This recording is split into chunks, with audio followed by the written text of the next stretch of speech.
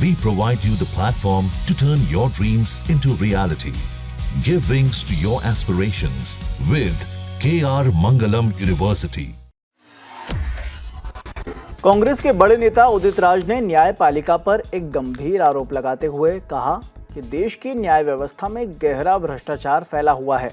उन्होंने कहा कि आम नागरिकों को न्याय के लिए सालों तक इंतजार करना पड़ता है, जबकि कॉरपोरेट घरानों और अमीरों से जुड़े मामलों का निपटारा चंद दिनों में या यहां तक कि घंटों में कर दिया जाता है। उदित राज ने आगे कहा कि आप प्रशांत भूषण का ही मामला देख लीजिए। 6 बड़े मामलों में सुप्रीम कोर्ट ने अडानी समूह के पक्ष में फैसला सुनाया। ये कैसे संभव है कि सभी फैसले एक ही दिशा में जाएं? उन्होंने ये भी आरोप लगाया कि न्यायपालिका में पारदर्शिता और जवाबदेही का अभाव है।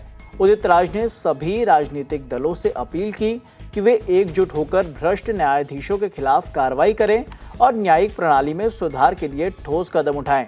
उन्होंने कहा कि जब तक न्यायपालिका में पारदर्शिता नहीं लाई जाती, तब तक आम जनता का न्याय पर भरोसा डगमगाता रहेगा।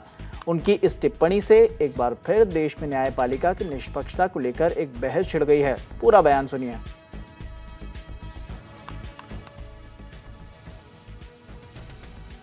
सारे पार्टियों के एक रहना चाहिए, पक्ष हो विपक्ष हो, भयंकर करप्शन है।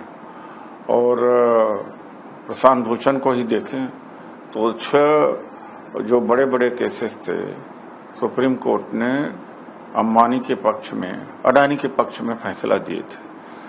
और कारपोरेट के जो मुकदमे हैं या अमीरों के जो मुकदमे हैं, मतलब दिनों में, घंटों में डिसाइड हो जाते हैं।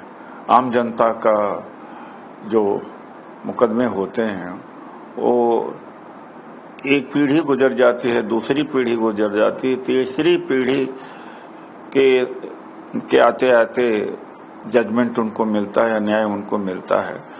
तो मैं यही अपील करूंगा कि सारी पार्टियों को एक साथ होकर के भ्रष्ट जज के खिलाफ कार्रवाई होनी चाहिए।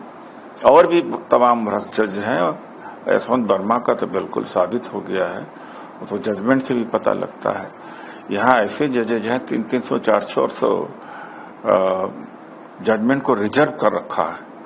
यानी ये हालत है जुडिशरी का, जो कि कंटेम्प्ट के नाम पर और जुडिशरी के इंडिपेंडेंस के नाम पर बात बाहर नहीं आती है, लेकिन बहुत बुरी हालत है। आज एक आदमी हाई कोर्ट, सुप्रीम कोर्ट, जो आम आदमी है, वो हिम्मत नहीं कर पा रहा है कि वहां जाए। वकीलों की फीस इतनी अधिक है।